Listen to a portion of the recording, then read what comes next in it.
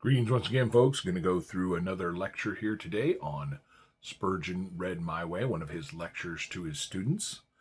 Thank you for continuing to listen to these, however it is you're doing this, whether you are one of my paid Patreon subscribers and a supporter in that way. And in that way, I'm very thankful and appreciate your support. If you're just someone who's picking this up on YouTube, watching the videos there with whatever commercials and bothers come with that, great. Awesome too. Appreciate you.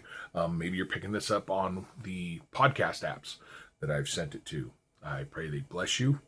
Again, put these together for the reason that I want to glorify God in my life, and I think learning from godly men.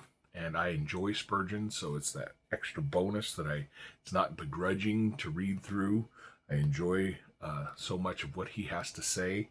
And so it's been a blessing to be able to do that. And I pray it's been a blessing to you to hear it, see it, whatever it is. I know I've got the face for radio.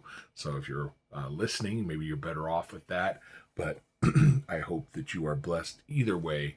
The reason, of course, I decided to read it and do it was, to help people to get in. And I do admit I had heard other people doing Spurgeon readings. And of course, now people do so much with AI and everything. They can just pick any voice they want. But I still found AI a little clunky, so I think people are still missing out, even though I'm a little clunky and I do miss words here and there. I do actually at least say real words the right way for the most part. It's always funny with AI when you see something and you're hearing it and it reads something like, I was listening to something, some kind of audiobook or something, and it was like, instead of saying a 357 Magnum, it said like, .357 Magnum, and you're like, oh yeah, it's AI. That's for sure. It doesn't. There's certain things that'll just read the, dot etc instead of etc. It doesn't know how to. It doesn't quite have the brain yet to figure out certain things. So at least I'm real, and this is my voice, and it's Spurgeon Read My Way. So anyway, hope you'll enjoy it. We'll get into it here without too much further ado. We'll be going through Lecture 9. Now, this is episode 12, because if you're just watching this is your first one, you may go, well, that doesn't seem like the lectures are in order. Well, it's not. I read the first one, The Minister's Self-Watch, number 1. But then I wanted to read my favorites, as those who know me know that I'm a street preacher, an evangelist. So I wanted to read his lectures on street preaching. So I read those two back to back. So I think it's lectures 17 and 18. And then I had another one I wanted to read, so I read it out of order too. It was, what was it called? It was the Ministers with a Slender Apparatus. Now, that has nothing to do with their size. It has to do with their lack, per se, of a theological library. And I thought it was a helpful one to get out there in this day and age when so many people are so fascinated with and infatuated and spend lots of money and time on buying books. And it's kind of a going joke, especially amongst Reformed folks, is showing how many books you've bought. Not necessarily how many of you've read, but how many you've bought. And so Spurgeon gives the case that in that lecture about what you really need. And though it's very awesome to have a great library, you can do without if you need to. He thinks the church should help you so that you don't have to, but you don't have to. And it was a good lecture, so I thought I'd throw that one in there. And I think that's the only ones that went out of order, and since then I've been going in order as I've been reading through. And so now we're up to Lecture 9, moving in order. And Lecture 9 is on attention, that's what it's called. So take a quick sip of water there. Again, for those, if this is your first time, this is obviously I'm not a professional reader. I will come up on things and occasionally will flub a word, misspeak something, go back. I don't edit this. I don't have the time for that. I do it, read it, do the best I can, get through, and I stop and I take drinks of water and do what I got to do to get through it. And they're long lectures. They're long chapters. Take a while to read, but I think it's good. I think it's good to go through it this way. It is him just having an off-the-cuff talk with his students. Of course, I don't sound that off-the-cuff. I'm speaking his words, not mine, and I'm memorized, so I'm not always going to get inflection and everything right. But again, I hope it's a blessing to you. So let's get to it. Lecture 9, Attention. Our subject is one which I find scarcely ever noticed in any books upon homiletics, a very curious fact, for it is a most important matter and worthy of more than one chapter. I suppose the homiletical savants consider that their entire volumes are seasoned with this subject, and that they need not give it to us in lumps, because, like sugar and tea, it flavors the whole. That overlooked topic is how to obtain and retain the attention of our hearers. Their attention must be gained, or nothing can be done with them, and it must be retained, or we may go on word spinning, but no good will come of it. Over the head of military announcements, our English officers always place the word attention in large capitals, and we need some such word over all our sermons. We need the earnest, candid, wakeful, continued attention of all those who are in the congregation. If men's minds are wandering far away, they cannot receive the truth, and it is much the same if they are inactive. Sin cannot be taken out of men, as Eve was taken out of the side of Adam. While they are fast asleep, they must be awake, understanding what we are saying and feeling its force, or else we may as well go to sleep too. There are preachers who care very little whether they are attended to or not. So long as they can hold on through the allotted time, it is of very little importance to them whether their people hear for eternity, or hear in vain. The sooner such ministers sleep in the churchyard and preach by the verse on their gravestones, the better. Some brethren speak up the ventilator, as if they sought the attention of the angels, and others look down upon their book as if they were absorbed in thought, or had themselves for an audience, and felt much honored thereby. Why do not such brethren preach on the prairie and edify the stars? If their preaching has no reference to their hearers, they might do so with evident propriety. If a sermon be a soliloquy, the more lonely the performer, the better. To a rational preacher, and all are not rational, it must seem essential to interest all his audience, from the eldest to the youngest. We ought not to make even children inattentive. Make them inattentive, say you? Who does that? I say that most preachers do, and when children are not quiet in the meeting, it is often as much our fault as theirs. Can you not put in a little story or parable on purpose for the little ones? Can you not catch the eye of the boy in the gallery and the little girl downstairs, who have begun to fidget, and smile them into order? I often talk with my eyes to the orphan boys at the foot of my pulpit. We want all eyes fixed upon us, and all ears open to us. To me, it is an annoyance, even if a blind man does not look at me with his face. If I see anybody turning around, whispering, nodding, or looking at his watch, I judge that I am not up to the mark, and must by some means win these minds. Very seldom have I to complain, and when I do, my general plan is to complain of myself, and own that I have no right to attention unless I know how to command it. Now there are some congregations whose attention you do not readily gain. They do not care to be interested. It is useless to scold them. That will be like throwing a bush at a bird to catch it. The fact is that in most cases there is another person whom you should scold, and that is yourself. It may be their duty to attend, but it is far more your duty to make them do so. You must attract the fish to your hook, and if they do not come, you should blame the fisherman and not the fish. Compel them to stand still a while and hear what God, the Lord, would speak to their souls. The minister who recommended the old lady to take the snuff in order to keep from dozing was very properly rebuked by her reply, that if he would put more snuff into the sermon, she would be awake enough. We must plentifully cast snuff into the sermon, or something yet more awakening. Recollect that to some of our people it is not so easy to be attentive. Many of them are not interested in the matter, and they have not felt enough of any gracious operation on their hearts to make them confess that the gospel is of any special value to them. Concerning the Savior whom you preach, you must say to them, Is it nothing to you, all ye that pass by? Is it nothing to you that Jesus should die? Many of them have through the week been borne down by the press of business cares. They ought to roll their burden on the Lord, but do you always do so? Do you always find it easy to escape from anxieties? Are you able to forget the sick wife and the ailing children at home? There is no doubt that many come into the house of God loaded heavily with the thoughts of their daily avocations. The farmer recollects the fields that are to be plowed or to be sown.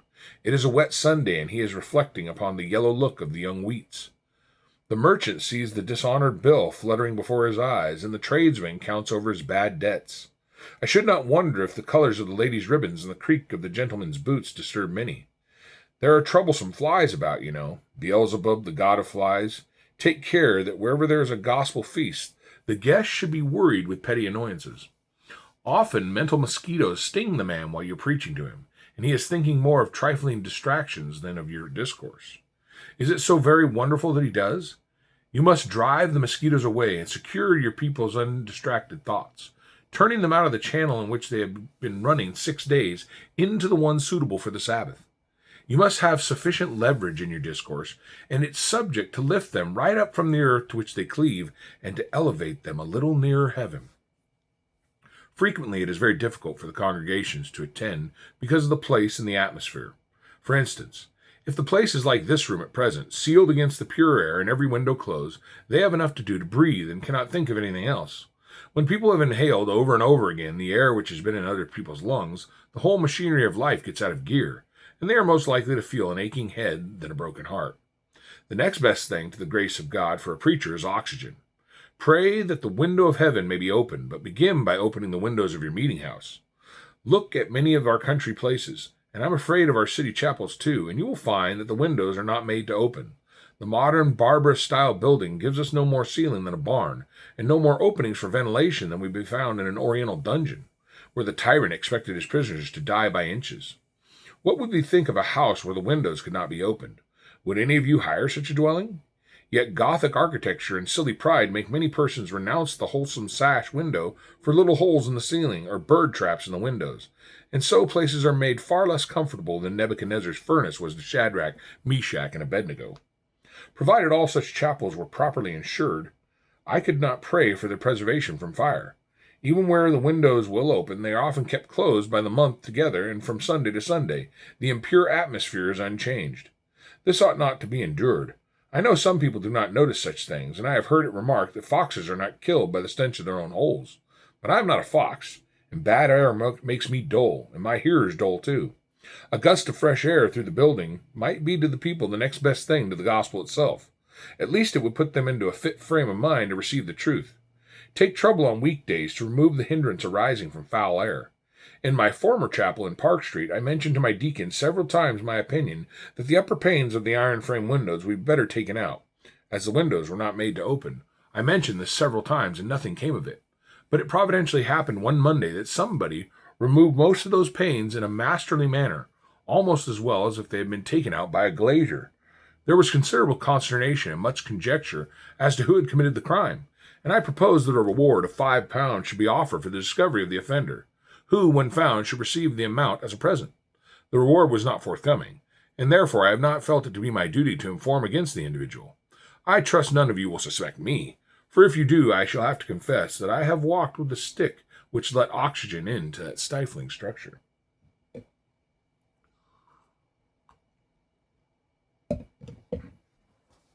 Sometimes the manners of our people are inimical to attention. They are not in the habit of attending. They attend the chapel, but do not attend to the preacher. They are accustomed to look around at everyone who enters the place, and they come in at all times, sometimes with much stamping, squeaking of boots, and banging of doors.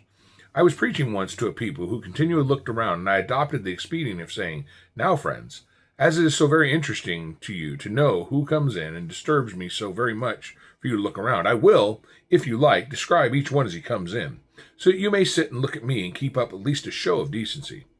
I described one gentleman who came in, who happened to be a friend whom I could depict without offense as a very respectable gentleman who was just taking off his hat, and so on. And after that one attempt, I found it was not necessary to describe any more, because they felt shocked at what I was doing, and I assured them that I was much more shocked that they should render it necessary for me to reduce their conduct to such an absurdity.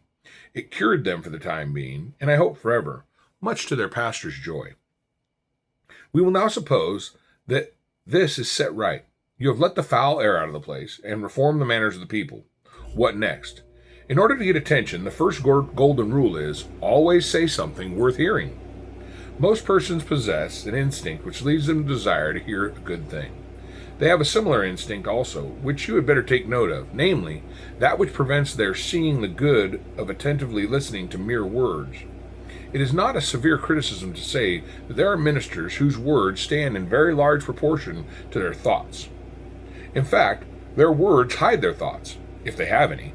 They pour out heaps of chaff, and perhaps there may be somewhere or other an oat or two, but it would be hard to say where. Congregations will not long attend to words, and nothing else. Amongst the commandments, I am not aware of one which runs thus, "Thou shalt not be verbose," but it may be comprehended upon the command, "Thou shalt not steal." For it is fraud upon your hearers to give them words instead of spiritual food. In the multitude of words there wanteth not sin, even in the best preacher. Give your hearers something which they can treasure up and remember, something likely to be useful to them, the best matter from the best of places, solid doctrine from the divine word. Give them manna fresh from the skies, not the same thing over and over again in the same form ad nauseum, like workhouse bread cut into the same shape all the year round. Give them something striking, something that a man might get up in the middle of the night to hear, and which is worth his walking 50 miles to listen to. You are quite capable of doing that. Do it, brethren. Do it continually, and you will have all the attention you can desire. Let the good matter which you give them be very clearly arranged. There is a great deal in that. It is possible to heap up a vast mass of good things all in a muddle.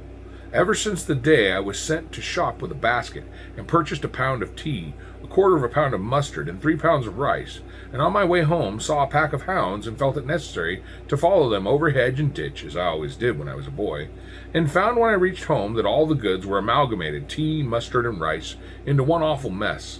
I have understood the necessity of packing up my subjects in good stout parcels, bound round with the thread of my discourse, and this makes me keep to firstly, secondly, and thirdly, however unfashionable that method may now be.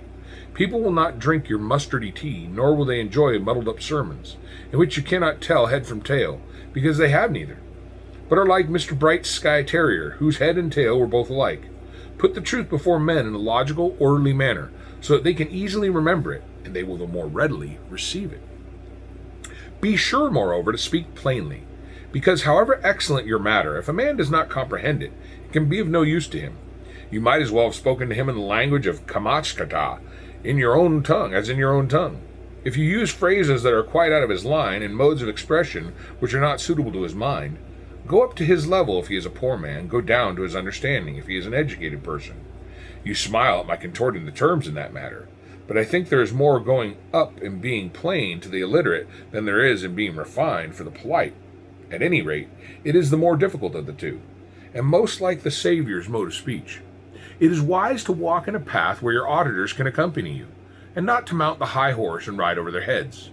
Our Lord and Master was the king of preachers, and yet he never was above anybody's comprehension, except so far as the grandeur and the glory of his matter was concerned. His words and utterances were such that he spake like the Holy Child Jesus. Let your hearts indite a good matter, clearly arranged and plainly put, and you are pretty sure to gain the ear, and so the heart. Attend also to your manner of address. Aim at that at the promotion of attention. And here I should say, as a rule, do not read your sermons. There have been a few readers who have exercised great power, as for instance, Dr. Chalmers, who could not have had a more attentive audience had he been extemporizing. But then I do not suppose that we are equal to Dr. Chalmers. Men of such eminence may read if they prefer it, but for us there is a more excellent way. The best reading I have ever heard has tasted of paper, and it is stuck in my throat. I have not relished it, for my digestion is not good enough to dissolve foolscap. It is better to do without the manuscript, even if you are driven to recite. It is best of all if you need neither to recite nor to read. If you must read, mind that you do it to perfection. Be the very best of readers, and you had need to be if you would secure attention.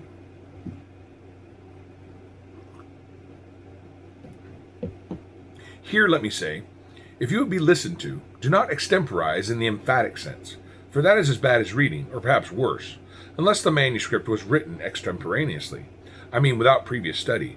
Do not go into the pulpit and say the first thing that comes to hand, for the uppermost thing with most men is mere froth. Your people need discourses which have been prayed over and laboriously prepared. People do not want raw food. It must be cooked and made ready for them. We must give out of our very souls, in the words which naturally suggest themselves, the matter which has been as thoroughly prepared by us as it possibly could have been by a sermon writer. Indeed, it should be even better prepared. If we would speak well, the best method is, in my judgment, that in which the man does not extemporize the matter, but extemporizes the words. The language comes to him at the moment, but the theme has been well thought out, and like a master in Israel, he speaks of that which he knows and testifies of what he has seen. In order to get attention, make your manner as pleasing as it possibly be. Do not, for instance, indulge in monotones. Vary your voice continually. Vary your speed as well. Dash as rapidly as a lightning flash, and anon travel forward in quiet majesty. Shift your accent, move your emphasis, and avoid sing-song. Vary the tone, use bass sometimes, and let the thunders roll within. At other times, speak as you ought to do generally from the lips, and let your speech be conversational. Anything for a change. Human nature craves for variety, and God grants it in nature. Providence and grace, let us have it in sermons also. I shall not, however, dwell much upon this, because preachers have been known to arouse and sustain attention by their matter alone, when their mode of speech has been very imperfect. If Richard Sibbes, the Puritan, were here this afternoon, I would guarantee him fixed attention to anything that he used to say, and yet he stammered dreadfully. One of his contemporaries says he sibilated, he lisped and hissed so much. We need not look for instances in modern pulpits, for there are too many of them. But we may remember that Moses was slow of speech, and yet every ear was attent to his words. Probably Paul also labored under a similar infirmity, for his speech was said to be contemptible. Of this, however, we are not sure, for it was only the criticism of his enemies. Paul's power in the churches was very great, and yet he was not always able to maintain attention when his sermon was long, for at least one hearer went to sleep under him, with serious result. Manner is not everything. Still, if you have gathered good matter, it is a pity to convey it meanly. A king should not ride in a dust cart. The glorious doctrines of grace should not be slovenly delivered. Right royal truths should ride in a chariot of gold. Bring forth the noblest of your milk-white steeds, and let the music sound forth melodiously from the silver trumpets, as truth rides through the streets. If people do not attend, do not let them find excuses in our faulty utterance. If, however, we cannot mend in the respect, let us be the more diligent to make up for it by the richness of our matter, and on all occasions let us do our very best. As a rule, do not make the introduction too long. It is always a pity to build a great porch to a little house. An excellent Christian woman once heard John Howe, and as he took up an hour in his preface, her observation was, that the dear good man was so long a time in laying the cloth that she lost her appetite. She did not think there would be any dinner after all. Spread your table quickly, and have done with the clatter of the knives and the plates. You may have seen a certain edition of Doddridge's Rise and Progress of Religion and the Soul, with an introductory essay by John Foster. The essay is both bigger and better than the book, and deprives Doddridge of the chance of being read. Is not this preposterous? Avoid this error in your own productions. I prefer to make the introduction of my sermon very like that of the town crier who rings his bell and cries, "Oh yes, oh yes!" This is to give notice, merely to let people know that he has news for them, and wants them to listen. To do that, the introduction should have something striking in it. It is well to fire a startling shot as the signal gun to clear the decks for action. Do not start at the full pitch and tension of your mind, but yet in such a way that all will be led to expect a good time. Do not make your exordium a pompous introduction to nothing, but a step to something better still. Be alive at the very commencement. In preaching, do not repeat yourselves. I used to hear a divine who had a habit after he had uttered about a dozen sentences of saying, "As I have already observed," or "I repeat what I have before remarked." Well, good soul, as there was nothing particular in what he had said, the repetition only revealed the more clearly the nakedness of the land. If it was very good, and you said it forcibly, why go over it again? And if it was a feeble affair, why exhibit it a second time? Occasionally, of course, the repetition of a few sentences may be very telling. Anything may be good occasionally, and yet be very vicious as a habit. Who wonders that people do not listen the first time when they know it is all to come over again? Yet further, do not repeat the same idea over and over again in other words. Let there be something fresh in each sentence. Be not forever hammering away at the same nail. Yours is a large Bible. Permit the people to enjoy its length and breadth. And brethren, do not think it necessary or important every time you preach to give a complete summary of theology or a formal digest of doctrine after the manner of Dr. Gill. Not that I would discredit or speak a word against Dr. Gill. His method is admirable for a body of divinity or commentary, but not suitable for preaching. I know a divine whose sermons, whenever they are printed, read like theological summaries, more fitted for a classroom than for a pulpit. They fall flat on the public ear. Our hearers do not want the bare bones of technical definition, but meat and flavor. Definitions and difference are all very well, but when they are the staple of a sermon, they remind us of the young man whose discourse was made up of various important distinctions. Upon this performance, an old deacon observed that there was one distinction which he had omitted, namely, the distinction between meat and bones. If preachers do not make that distinction, all their other distinctions will not bring them much distinction.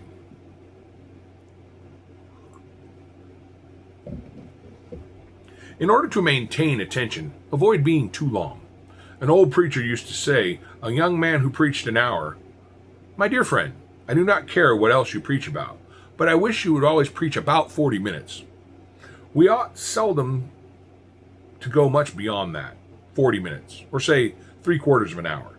If a fellow cannot say all he has to say in that time, when will he say it? But somebody said he liked to do justice to his subject. Well, but ought he not to do justice to his people, or at least have a little mercy upon them, and not keep them too long? The subject will not complain of you, but the people will. In some country places, in the afternoon especially, the farmers have to milk their cows, and one farmer bitterly complained to me about a young man, I think from this college. Sir, he ought to have given over at 4 o'clock, but he kept on till 1/2 past, and there were all my cows waiting to be milked. How would he have liked it if he had been a cow? There was a great deal of sense in that question. The Society for the Prevention of Cruelty to Animals ought to have prosecuted that young sinner.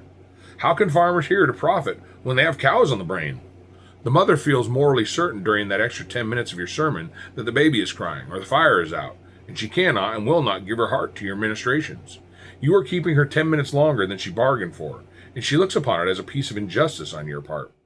There is a kind of moral compact between you and your congregation, that you will not weary them more than an hour and a half, and if you keep them longer, it amounts to an infraction of a treaty, and a piece of practical dishonesty of which you ought not be guilty. Brevity is a virtue within the reach of all of us. Do not let us lose the opportunity of gaining the credit which it brings. If you ask me how you may shorten your sermons, I should say, study them better. Spend more time in the study that you may need less in the pulpit. We are generally longer when we have least to say. A man with a great deal of well-prepared matter will probably not exceed 40 minutes. When he has less to say, he will go on for 50 minutes. And when he has absolutely nothing, he will need an hour to say it. Attend to these minor things, and they will help to retain attention. If you want to have the attention of your people, to have it thoroughly and always, it can only be accomplished by their being led by the Spirit of God into an elevated and devout state of mind. If your people are teachable, prayerful, active, earnest, devout, they will come up to the house of God on purpose to get a blessing. They will take their seats prayerfully, asking God to speak to them through you. They will retain on the watch for every word and will not weary.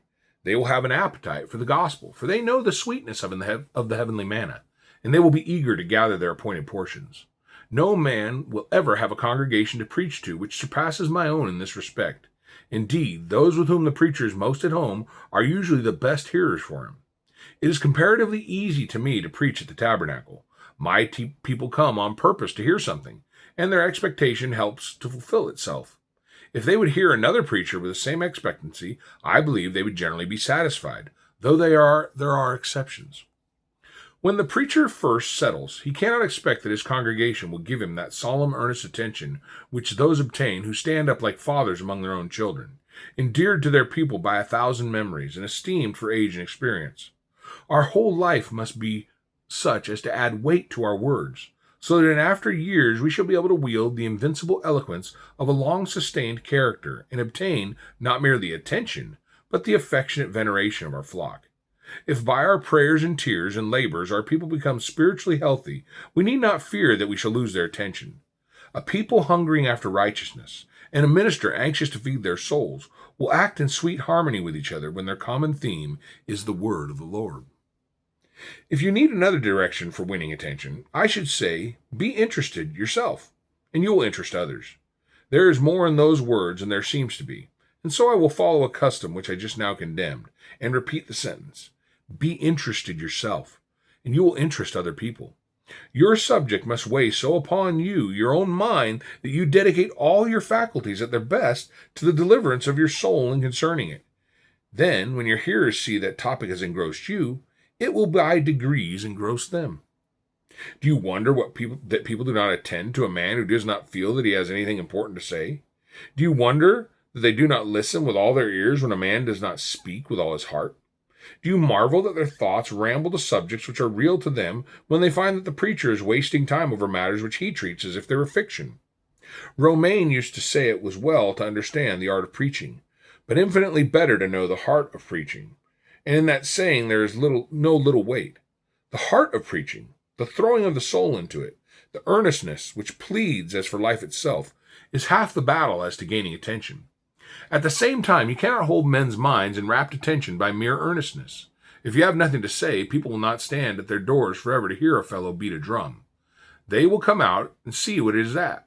But when they find that it is much ado about nothing, they will slam the door and go in again, as much to say, "You have taken us in, and we do not like it." Have something to say, and say it earnestly, and the congregation will be at your feet.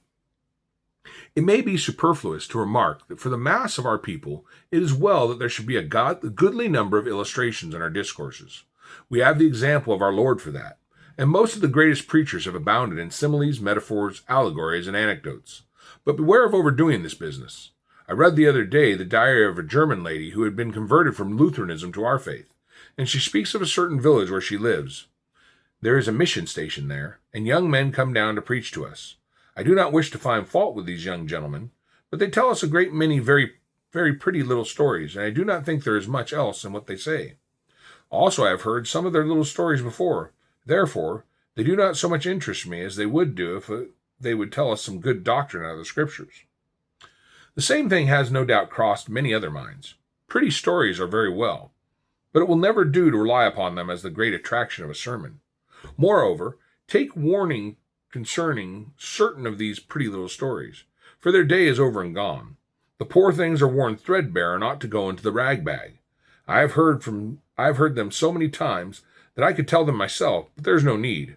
From stock anecdotes may both ourselves and our hearers be mercifully delivered. Ancient jests sicken us when the witlings retail them as their own ideas, and anecdotes to which our great-grandfathers listened have much the same effect upon the mind. Beware of those extremely popular compilations of illustrations which are in every Sunday school teacher's hand, for nobody will thank you for repeating what everybody already knows by heart. If you tell anecdotes, let them have some degree of freshness and originality. Keep your eyes open, and gather flowers from the garden and the field with your hands. They will be far more acceptable than withered specimens borrowed from other men's bouquets. However beautiful those may once have been, illustrate richly and aptly, but not so much with parables imported from foreign sources as with apt similes growing out of the subject itself. Do not, however, think the illustration is everything. It is the window. But of what use is the light which it admits if you have nothing for the light to reveal? Garnish your dishes, but remember that the joint is the main point to consider, not the garnishing. Real instruction must be given and solid doctrine taught, or you will find your imagery pall upon your hearers, and they will pine for spiritual meat.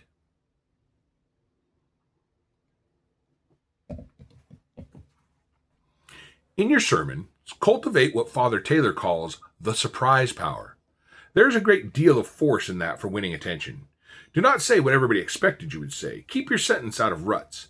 If you have already said, salvation is all of grace, do not always add, and not by human merit. But vary it and say, salvation is all of grace. Self-righteousness has not a corner to hide its head in. I fear I cannot recall one of Mr. Taylor's sentences so as to do it justice, but it was something like this. Some of you make no advance in the divine life because you go forward a little way and then you float back again, just like a vessel on a tidal river which goes down with the stream just far enough to be carried back again on the return tide. So you make good progress for a while, and then all of a sudden, what did he say? You hitch up in some muddy creek.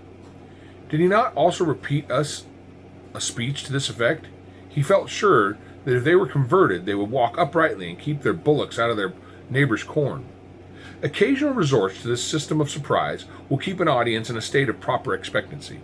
I sat last year about this time on the beach at Mentone by the Mediterranean Sea. The waves were very gently rising and falling, for there is little or no tide, and the wind was still. The waves crept up languidly, one after another, and I took little heed of them. There they were just at my feet. Suddenly, as if seized with a new passion, the sea sent one up far-reaching billow, which drenched me thoroughly. Quiet as I had been before, you can readily conceive how quickly I was on my feet, and how speedily my daydreaming ended. I observed to a ministering brother at my side, "This shows us how to preach. To wake people up, we must astonish them with something they were not looking for. Brethren, take them at unawares.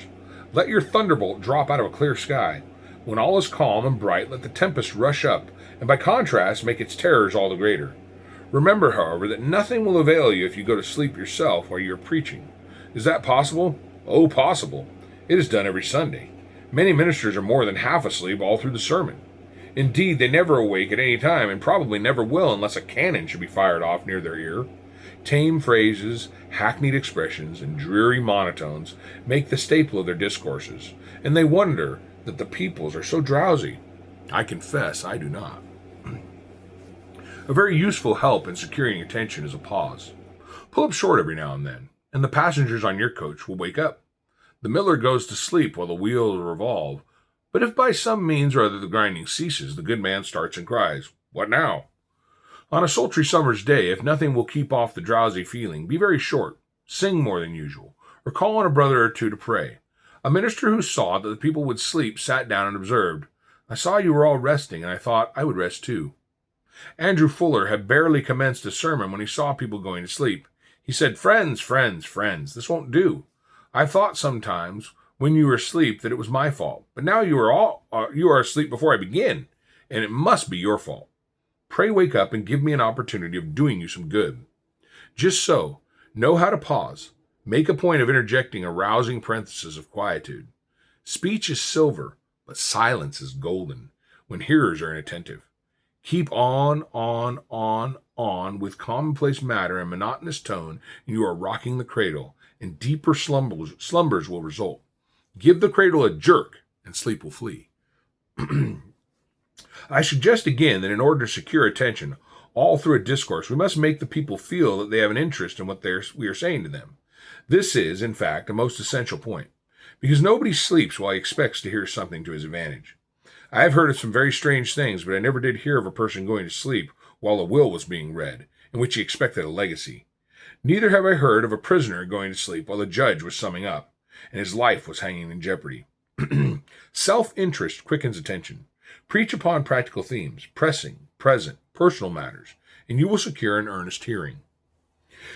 It will be well to prevent attendants traversing the aisles to meddle with gas or candles, or to distribute plates for collections, or to open windows. Deacons and sextons trotting over the place are a torture never to be patiently endured, and should be kindly but decidedly requested to suspend their perambulations. Late attendance also needs remedying, and our gentlest reasonings and expostulations must be brought to bear upon it. I feel sure that the devil has a hand in many disturbances in the congregation which jar upon our nerves and distract our thoughts. The banging of a pew door, the sharp fall of a stick on the floor, or the cry of a child are all convenient means in the hands of the evil one for hindering us in our work. We may therefore very justifiably beg our people to preserve our usefulness from this class of assaults. I gave you a golden rule for securing attention at the commencement, namely, always say something worth hearing. I will now give you a diamond rule and conclude. Be yourself clothed with the Spirit of God, and then no question about attention or non-attention will arise. Come fresh from the closet and from communion with God to speak to men for God with all your heart and soul. And you must have power over them. You have golden chains in your mouth which will hold them fast. When God speaks, men must listen. And though he may speak through a poor, feeble man like themselves, the majesty of the truth will compel them to regard his voice. Supernatural power must be your reliance. We say to you, perfect yourselves in oratory. Cultivate all the fields of knowledge. Make your sermons mentally and rhetorically all it ought to be. You ought to do no less in such a service. But at the same time, remember, it is not by might nor by power that men are regenerated or sanctified, but by my Spirit, saith the Lord. Are you not conscious sometimes of being clad with zeal as with a cloak, and filled to the full with the Spirit of God? At such times you have had a hearing people, and ere long a believing people. But if you are not thus endowed with power from on high, you are to them no more than a musician who plays upon a godly instrument, or sings a sweetly song with a clear voice, reaching the ear but not the heart. If you do not touch the heart, you will soon weary the ear. Clothe yourself, then, with power from the Spirit of God, and preach to men as those who must soon give an account, and who desire that their account may not be painful to their people and grievous to themselves, but that it may be to the glory of God. Brethren, may the Lord be with you while you go forth in his name, and cry, He that hath ears to hear, let him hear. Thus concludes Lecture 9 on attention. And I pray that that was a blessing to you. I enjoyed it. I remember hearing it. In fact, I did listen to the audiobook before I went to my readings of this, and I have read several of them myself as well at a book. But and I was almost sitting as I was reading this, I'm going, I sure hope I didn't do this lecture already. I'm pretty sure I didn't, but it just stuck in my mind some of the cool thoughts I'm pretty sure is going through when I was listening to the audiobook. But lots of good stuff in there from Spurgeon. Really important stuff for preachers to grab hold of. Basically, we need to take hold of and be good preachers for the good of the people hearing. We want them to hear. We want them to be blessed. We want them to receive what God has for them. So we need to do those things that help bring that about. We never, of course, at the end, he caps off, we have to be spirit-filled, empowered by the Spirit of God, spending time with God in prayer, close to him so that we can deliver what he wants us to deliver because we've been close to him to know that. But we don't disregard simple things like good ventilation. I mean, we're blessed now. I mean, I'm in a little church right now that actually we've been working on the ventilation. Me and another brother from the church, we worked on getting a couple of different air conditioners to put in because the mini splits that were there weren't enough to keep the whole place cool in this hot summer weather. And so we're working on there and figuring out fans and stuff. So we're working harder than maybe some with that, but nothing like an 1800s preacher in England. I'm sure they're talking about windows, and that was about it. So we're very blessed to be in climate controlled rooms and being pretty set up well for that. But it is something to think about and to know if it's getting extra warm, getting super cold, different things are going to drive people away from paying attention and focused on self. And timing. Sometimes we like to preach, make sure we don't over preach. I liked his jab there, and I hope it not be true when we do long. When I set up the SOEC, our Southern Oregon Evangelism Conference, I try to give the preachers an hour to hour and 15 minutes. I've sometimes given an hour and 30 people to preach on a subject. And one of the brothers, Pastor Chuck, I love him. I mean, he could preach for 3-4 hours. I mean, he could just go. Sometimes he just does 2 sessions and usually runs long. I will not say that there's anything lacking in what he says. And I know Spurgeon would say, I'm sure Spurgeon could preach long times too. But it's just a matter of, as a general rule, as a general Sunday, keep a pattern, keep a time. You know, people have an idea of what's going on, and you do have to be mindful of what's going on. I remember I've been known to be a windy and long preacher.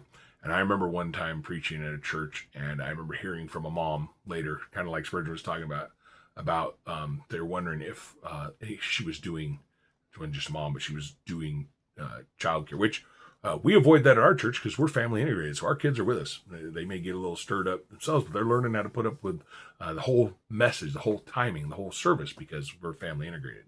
But I remember that lady telling me, I didn't think you were ever going to get done with these kids. And I were waiting and wondering, are they ever going to come out of there? Because I can preach long. But anyway, so good stuff. Pray you're blessed. Share this video with others as you see it.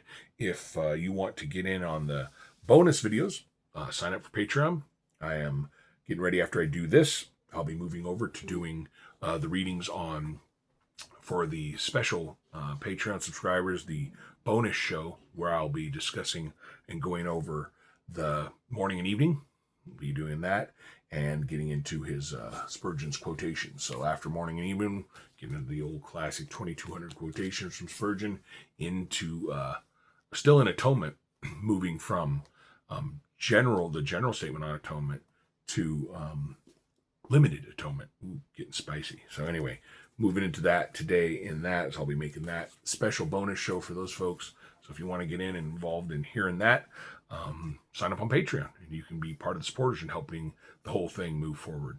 Thank you again for the blessing of being here. I pray that it has been a blessing for you. Again, share it as you see fit and comment as you like on YouTube. I was encouraged. One brother who was taking courses commented that there was a blessing for these lectures to be put forward. So I'm glad they've been able to be a blessing for someone to hear them and have it some help for them in their study of the Word of God and their going forward in ministry. So praise God for that.